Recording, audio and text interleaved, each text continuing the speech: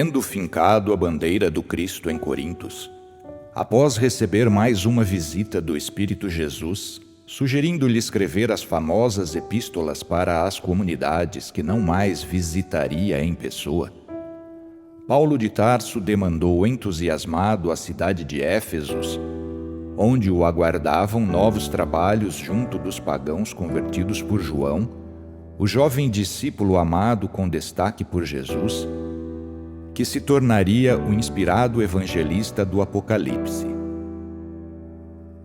Desde muito cedo, o filho de Zebedeu ligara-se àquela cidade pelos mais estreitos laços do amor cristão, sensibilizado com a carência de entendimento espiritual de uma população fiel à deusa Ártemis e dedicada à magia como parte fundamental da liturgia pagã. Antes de estabelecer-se com ânimo duradouro naquela cidade, Paulo desejava visitar a igreja de Jerusalém para levar a Pedro o dinheiro recolhido em doações pelas comunidades percorridas.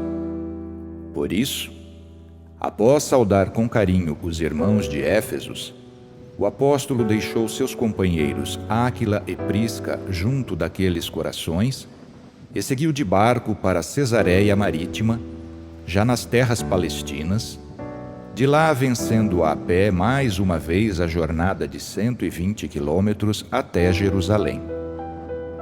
Recebido com efusiva alegria por Simão Pedro, o peregrino lhe comunica as novidades das conquistas para o Cristo nas terras da Macedônia. Manifestando sincera gratidão pela oferta recebida em nome da pobre irmandade por ele comandada, Simão Pedro lhe fala da felicidade com que os irmãos de Jerusalém receberam as cópias das cartas que o pregador enviara como orientação para outras igrejas. Ignorando por completo o último encontro mediúnico do Espírito Jesus com Paulo em Corintos e a orientação para falar às distantes comunidades por meio de correspondências, exibindo cópias das epístolas aos Tessalonicenses e aos Colossenses que ele conservava como um tesouro, inspirado, o velho pescador de almas afirmou que aquelas epístolas refletiam o sentimento do próprio Cristo. Renovado em suas esperanças e fortalecido na sua fé pelo testemunho estimulante de Simão Pedro, Paulo de Tarso se lança em sua terceira viagem apostolar, deixando Jerusalém e dirigindo-se novamente para as regiões da Galácia e da Frígia, confirmando todos os discípulos. Depois de passar mais uma vez pela sua amada Tarso, enquanto percorria as elevadas planícies do Tauro, o apóstolo rememorava todo o trabalho realizado para o Senhor. Apesar da idade mais avançada e do corpo desgastado nos injustos açoites suportados naquelas regiões, com passos de conquistador ele alcança, presto, a cidade de Éfesos. Esta rica cidade notabilizara-se há séculos por abrigar um templo de Ártemis, eleito uma das 7 maravilhas do mundo. Quando deixou Jerusalém fugindo da perseguição instaurada por Saulo de Tarso, João, o jovem futuro evangelista, refugiou-se nesta rica urbe da Jônia, fundando uma das 7 principais igrejas cristãs. Estando de volta e decidido à permanência maior, Paulo encontrou os fiéis de Éfesos envoltos em debates gerados por um outro pregador, apresentado por Lucas no Atos dos Apóstolos apenas como Apolo, um erudito judeu recém-chegado de Alexandria, eloquente nas palavras, mas que da doutrina cristã só conhecia o sacramento do batismo realizado por João Batista, o pregador do deserto. Adentrando a discussão, após esclarecer os fiéis quanto aos fundamentos históricos e o caráter espiritual do Cristo encarnado na pessoa de Jesus de Nazaré, Paulo indaga se já teriam sido batizados pelo Espírito Santo, uma vez que os ensinamentos de Apolo se limitavam à iniciação pela imersão na água, ao que responderam ignorar este preceito. Após ligeira exegese da missão que o primo de Jesus realizara como seu precursor e da ligação fraternal obtida em seu nome mediante a cerimônia no famoso Rio Jordão, o discípulo de Tarso revela aos cristãos de Éfeso os poderes desta pleiade de espíritos puros deixados pelo Mestre a serviço da humanidade, com a qual agora os colocaria em relação, estimulando neles o despertar da mediunidade. E, quando Paulo lhes impôs as mãos, o Espírito Santo veio sobre eles. Puseram-se então a falar em línguas e a profetizar. Eram ao todo cerca de 12 homens. Ao demonstrar tamanho domínio sobre as potencialidades da alma, fazendo acordar naqueles fiéis os dons espirituais que conservavam em potência, Paulo mostrou pela primeira vez em Éfeso sua elevada capacidade como verdadeiro médium a serviço do Cristo. Com a força do seu magnetismo espiritual, ele os conduziu para um estado de consciência mais elevado, que lhes permitiu acessar em suas memórias profundas de existências passadas línguas outrora faladas, com as quais agora profetizavam, causando admiração na população. Com os ensinos trazidos pelo Espiritismo a partir do século XIX da nossa era, sabe-se que a mediunidade é uma faculdade inerente a todas as almas, conhecida também como o sexto sentido.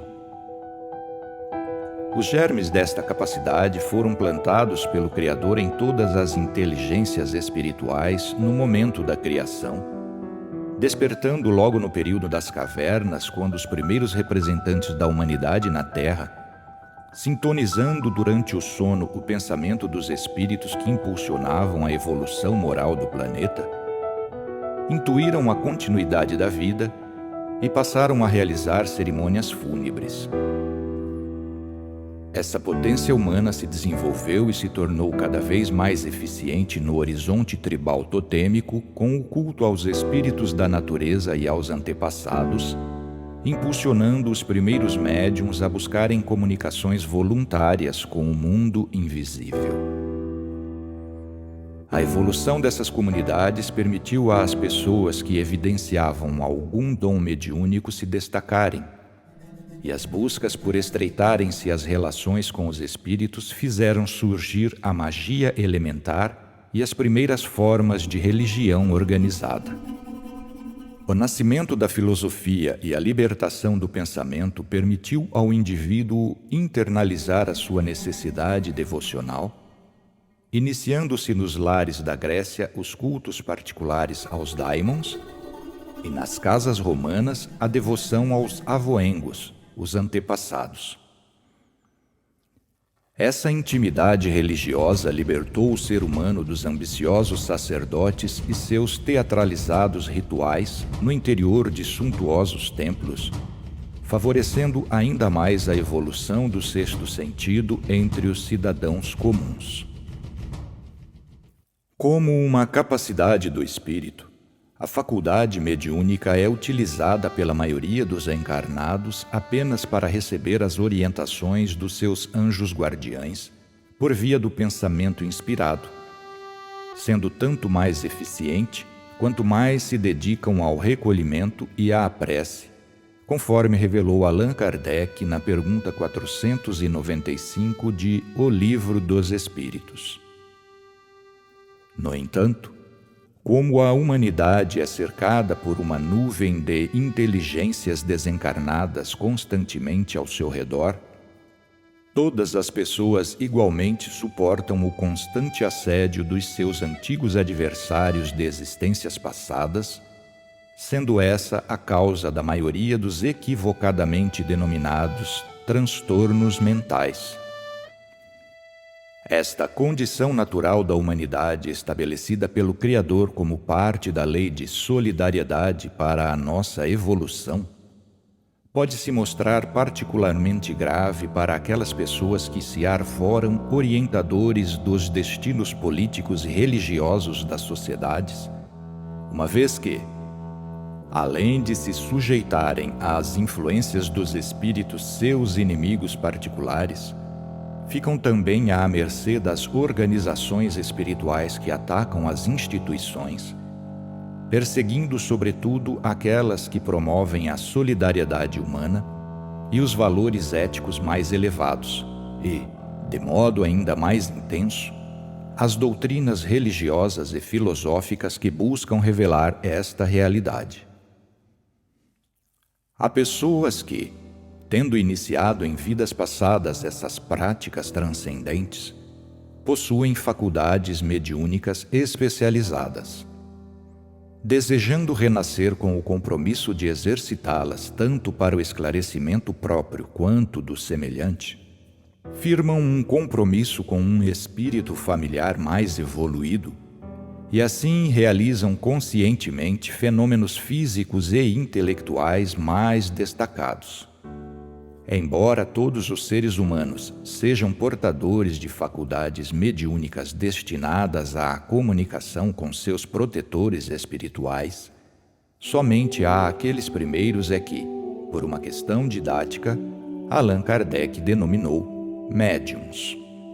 Em O Livro dos Médiuns, capítulo 17, item 206, esse pedagogo francês mostrou como um sensitivo mais experiente pode estimular nos iniciantes o desabrochar desta força, provocando neles um estado alterado de consciência que atenua a ligação do perispírito ao corpo, num fenômeno de magnetização fluídica atualmente conhecido como hipnose. Neste estado de entorpecimento dos 5 sentidos físicos, a alma invariavelmente abandona parcialmente o organismo fisiológico, tornando mais eficiente a faculdade mediúnica e a sintonia dos pensamentos de outros espíritos. Tal é o mecanismo dos fenômenos estimulados por Paulo de Tarso nos 12 médiuns ignorados de Éfesos, revelando para eles que só conheciam as influências espirituais doentias a ação benéfica desta pleiade de espíritos bondosos, o Espírito Santo. O apóstolo permaneceu nesta cidade por 3 anos, sendo que, apesar da última perseguição dos judeus em Corintos, ele não desistiu dos seus irmãos de raça, voltando a frequentar a sinagoga durante 3 meses logo que chegou, falando com intrepidez, debatendo e tentando persuadi-los sobre o reino de Deus. Alguns, porém, empedernidos e incrédulos, falavam mal do caminho diante da assembleia. Afastou-se então deles e tomou à parte os discípulos, com os quais entretinha-se diariamente na escola de tiranos. Uma dúvida ainda persiste na história do cristianismo, apesar de transcorridos quase 2000 anos desde que esses primeiros escritos nos foram deixados. Quem seria esse Tiranos, em cuja escola Paulo fora acolhido durante 3 anos ministrando cursos de filosofia cristã e de profetismo mediúnico? É fato histórico também que as escolas naquele período eram instituições particulares fundadas e mantidas por filósofos, onde transmitiam tanto os seus métodos para a retidão do pensamento, quanto a ética como prática da liberdade, a retórica como a arte da persuasão política e jurídica, e a medicina como disciplina para a virtude física. A tradição mostra que uma das principais características do filósofo é, apontando os erros dos seus antecessores, formular novas teses e inéditos argumentos que os derrubem e conduzam para a verdade, pois a finalidade última da filosofia é a busca pela verdade. Naquele período da história, por conseguinte, tanto a religião quanto as ciências e a ética constituíam o vasto domínio da filosofia. As escolas eram ambientes fechados onde, mediante a prestação de pagamento pecuniário, se transmitia aos iniciados os conteúdos teóricos ali desenvolvidos, além de se praticarem as fórmulas e os rituais secretos que abrissem o caminho para a tão ambicionada veritas. Por conseguinte, nenhum filósofo admitiria em sua escola algum outro mestre que não alinhasse perfeitamente o seu pensamento com o conteúdo ali transmitido, ou que não dominasse as práticas esotéricas hermeticamente realizadas entre suas paredes. Seguramente, Tiranos, o filósofo mencionado por Lucas e fundador da escola de Éfesos, não seria uma exceção. Assim, o fato de Paulo ter sido ali abrigado por 3 anos, o período mais longo em que ficou num mesmo lugar, só se justificaria se o pensador de Tarso fosse profundamente conhecedor da filosofia praticada naquela escola ou muito amigo do seu fundador. Algumas informações sobre um outro ilustre mestre contemporâneo ao peregrino de Tarso fornecem a chave que esclarece tanto a identidade do misterioso personagem Tiranos quanto a de Apolo, o outro destacado pregador cristão famoso nos livros de Lucas e mencionado por Paulo em algumas de suas epístolas, cuja origem e destino são completamente ignorados fora desses textos. Trata-se do filósofo místico Apolônio de Tiana. Como o seu próprio nome revela, Apolônio nasceu na cidade de Tiana, na atual Turquia, província da Capadócia, segundo alguns historiadores, no ano 2 da era cristã. Filho de pais abastados financeiramente, na juventude foi educar-se na cidade de Tarso, situada em região próxima à sua, na qual, também no início daquele mesmo primeiro século cristão, nasceu outro jovem que dentro de poucos anos seria conhecido como o apóstolo Paulo. A história desses 2 personagens revela que ambos estudaram e se formaram na Academia de Filosofia Helenista fundada por Alexandre o Grande, nesta cidade, que naquela época rivalizava em cultura com Atenas e Alexandria. Sendo ambos filhos da Ásia Menor e praticamente da mesma idade, frequentando o mesmo ambiente escolar e a mesma escola de filosofia, se conheceram e se relacionaram como jovens estudantes. Concluídos os seus estudos na Academia de Tarso, como judeu fariseu, Saulo partiu para Jerusalém, formando-se também rabino e doutor da lei mosaica. Interessado em medicina, Apolônio de Tiana foi para a cidade de Ége, praticando esta ciência no templo de Esculápio, e também iniciando-se na hermética filosofia da escola de Pitágoras, que ensinava o intercâmbio com os daimons, os espíritos, como forma de se obter conhecimento. Concluída a formação em medicina, e tendo adotado o ascetismo filosófico de Pitágoras, Apolônio partiu para a Índia em busca da filosofia das Upanishads, base da escola pitagórica, de lá retornando com o modo de vida dos sábios médiuns indianos. Na sua terra, conhecendo os mistérios dos herméticos rituais brahmanistas, Apolônio ganhou fama por desenvolver uma elevada moralidade e praticar a vida ascética naquele ostentador ambiente greco-romano. Como ilustrado pensador peregrino, ele percorria os principais templos religiosos do império, pois era onde se praticava a filosofia, demandando com frequência a cidade de Alexandria, no Egito. Em meados do primeiro século, Éfesos era ainda um dos principais centros religiosos e filosóficos do Império Romano.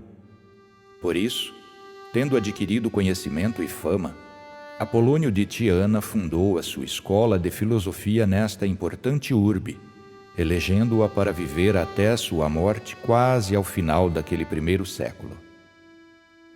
Foi assim que os dois amigos estudantes de Tarso se reencontraram, depois de mais de 3 décadas frequentando diferentes ambientes de pensamento e trilhando diversos caminhos religiosos.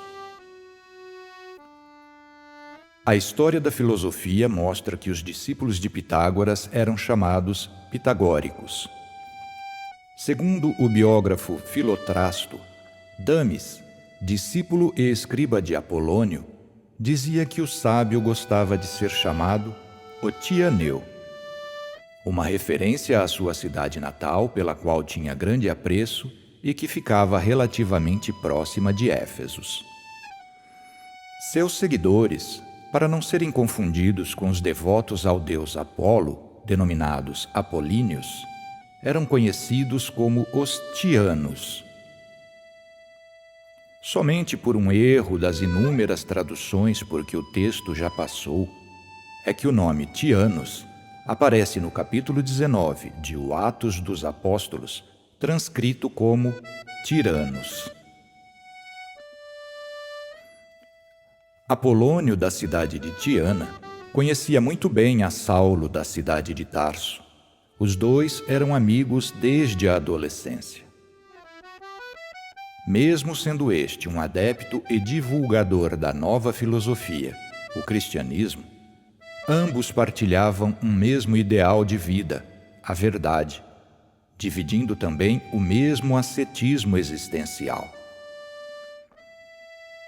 Por isso, ao se reencontrarem em Éfesos, impedido de ministrar suas aulas na sinagoga, Paulo foi convidado por seu eclético amigo Apolônio para dividirem o mesmo ambiente intelectual na escola dos Tianos.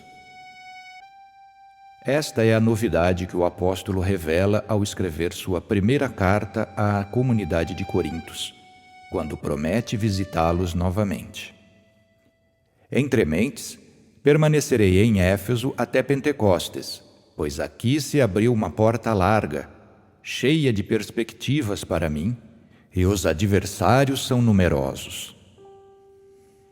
Apolônio era um filósofo requintado, além de potente médium de vidência e de premonição, tendo realizado muitas curas e até mesmo o ressuscitamento de uma jovem.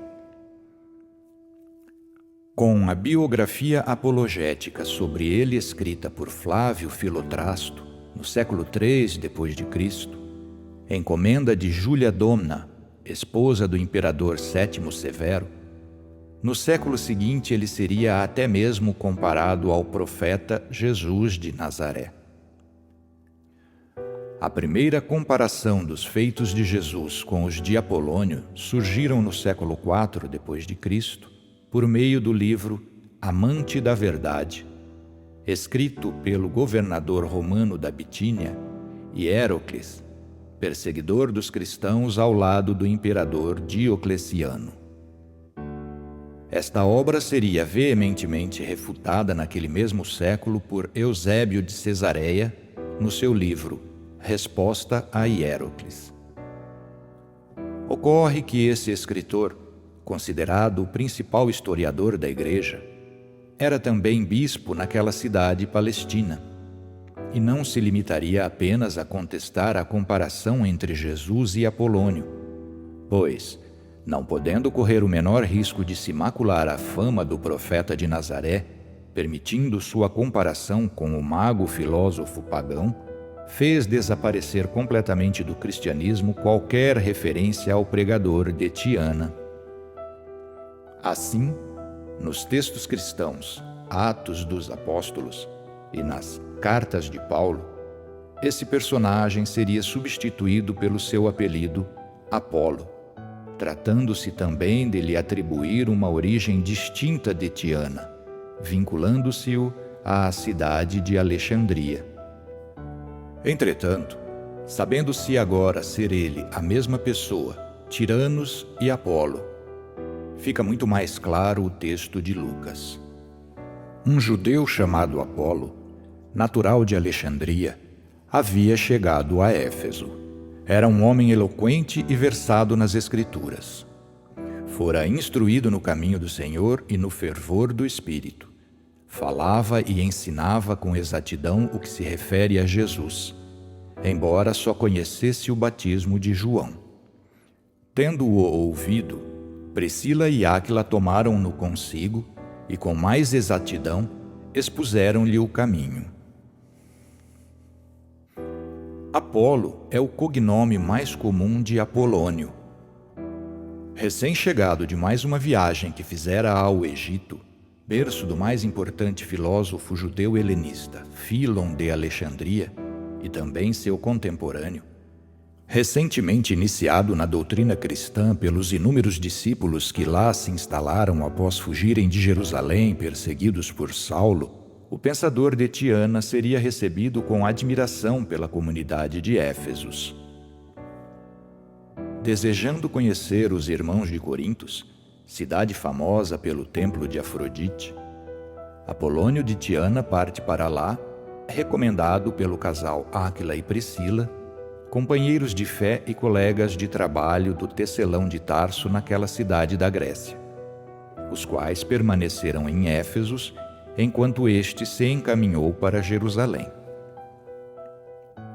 Ao conhecerem um pregador cristão tão distinto e, sob o ponto de vista intelectual, até mais destacado que o próprio Paulo de Tarso, aquela jovem comunidade ainda viciada pelo paganismo greco-romano em eleger deuses particulares para sua devoção, divide-se entre os partidários de Paulo e os seguidores de Apolônio. Essa indesejada postura mereceria do apóstolo dos gentios uma grave e enérgica repreensão na primeira epístola que lhes endereçou, redigida quando ainda se encontrava em Éfesos, a qual, se corretamente identificado o verdadeiro personagem, esclarece totalmente aqueles fatos. Irmãos, não lhes pude falar como a espirituais, mas como a carnais, como crianças em Cristo. Dei-lhes leite, e não alimento sólido, pois vocês não estavam em condições de recebê-lo. De fato, vocês ainda não estão em condições, porque ainda são carnais. Por quê? Visto que há inveja e divisão entre vocês, não estão sendo carnais e agindo como mundanos? Pois, quando alguém diz, eu sou de Paulo, e o outro, eu sou de Apolônio, não estão sendo mundanos? Afinal de contas, quem é Apolônio? Quem é Paulo? Apenas servos por meio dos quais vocês vieram a crer, conforme o ministério que o Senhor atribuiu a cada um. Eu plantei, Apolônio regou, mas Deus é quem fazia crescer. De modo que nem o que planta, nem o que rega são alguma coisa, mas unicamente Deus que efetua o crescimento.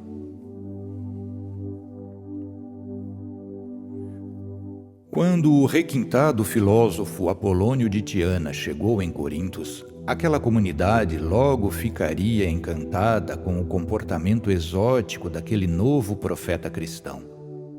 E ainda insegura quanto à verdadeira doutrina do Cristo, impressionada com a sua erudição e feitos mediúnicos, dividiu-se na preferência entre os dois pregadores. Um discípulo qualquer, por mais culto e eloquente que fosse, jamais concorreria com o pensador de Tarso na atenção dos fiéis. Essa tola disputa chegaria aos ouvidos do apóstolo que, com a sua conhecida energia, os repreenderia naquela mesma famosa epístola.